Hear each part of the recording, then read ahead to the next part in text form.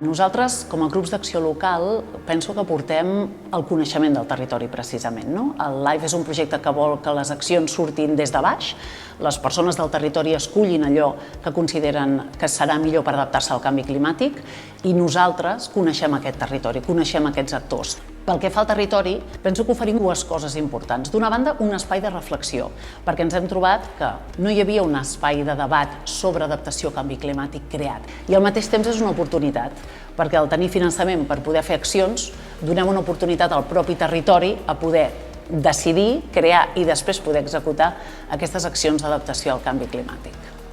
Jo penso que aquest projecte té tres parts importants. La primera és que té pressupost per fer accions, que vol dir per passar a l'acció.